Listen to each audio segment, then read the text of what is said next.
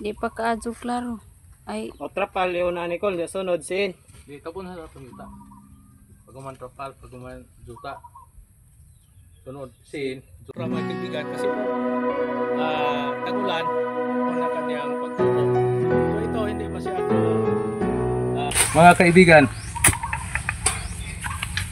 Kumusta kayo diyan?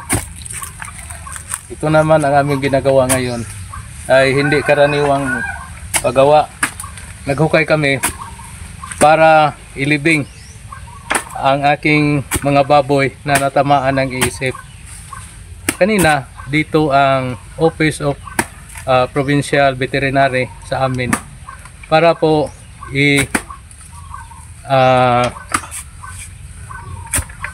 para patayin yung mga infected na mga baboy, yung tinawag nilang depopulation, no? Ang barangay namin ay nahawa sa iisip. Lahat na mga baboy dito sa amin ay nilinis na, meaning pinatay na, no? Ito yung aking mga baboy doon, no?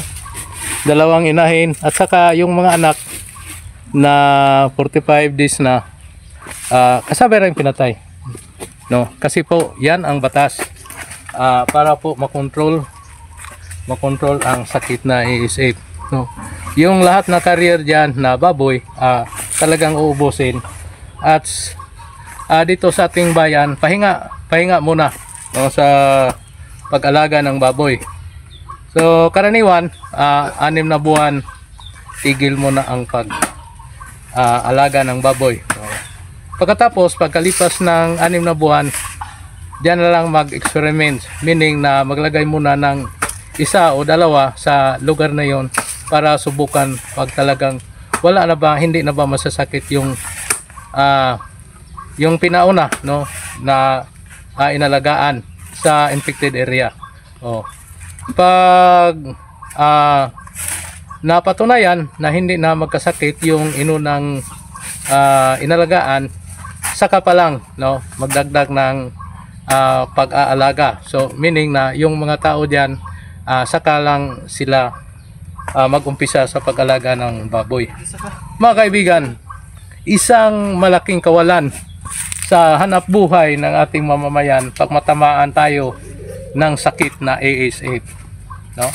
Kasi po dito sa ating bayan na karaniwan yung mga backyard racer o yung mga pamilya nag-aalaga ng 1, 2 inahin para po matustusan ang pangangailangan natin o dagdag hanap buhay.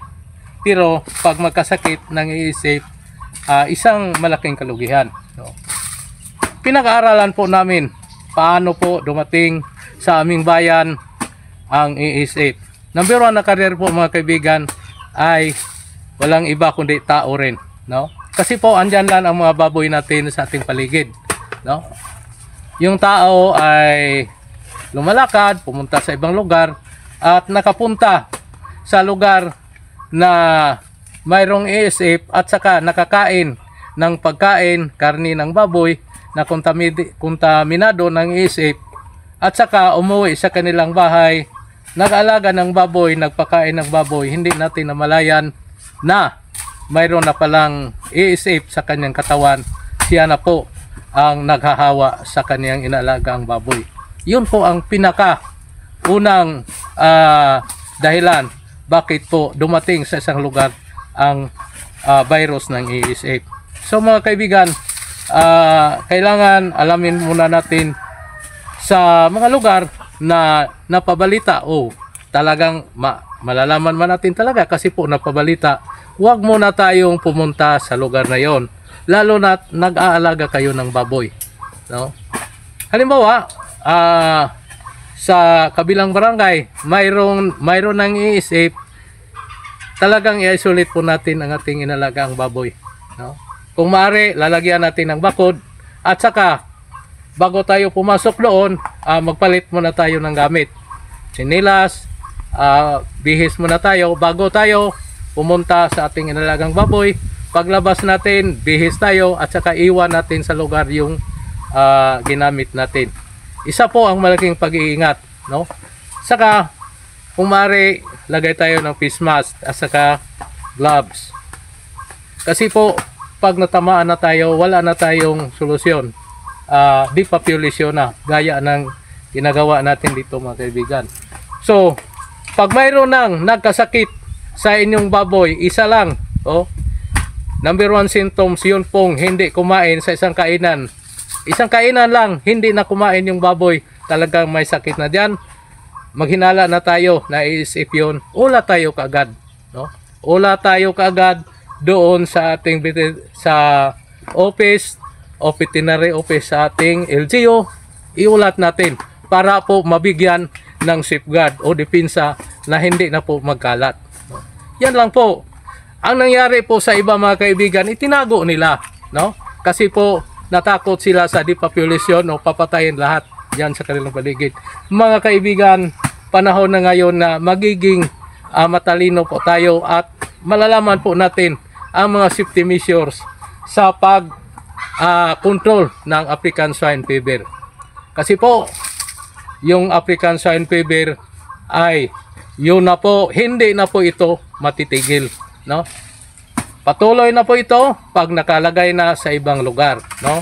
Kasi po, ulitin ko, yung bakterya ng ASF galing yon sa ibang bansa. Naitago lang po sa loob ng container, sa loob ng dilata, pag nalalamigan o naiprose na po. Yung bakterya natutulog lang po. Pag nailabas na sa ating pagluluto, nainita na po at naiuwi sa katawan ng baboy, yan, mag-umpisa na ang epidemic o pagkalat ng bakterya. So mga kaibigan, yan na po ang buhay ng ASF. Ngayon, dito sa ating bayan, wala mo na, sunod lang tayo sa mga nagkokontrol o sa mga pinakatiwalaan ng ating gobyerno. Sunod lang po tayo. Hindi tayo magagawa ng sarili nating paraan, no? Para po matulungan po tayo. Umaasa tayo na kasi po official yung depopulation na ginagawa, mabayaran po tayo sa insurance at mabayaran po tayo sa tulong ng ating pamahalaan para po tayo makabangon, no? So mga kaibigan, itong paghukay natin, dito natin ililibing.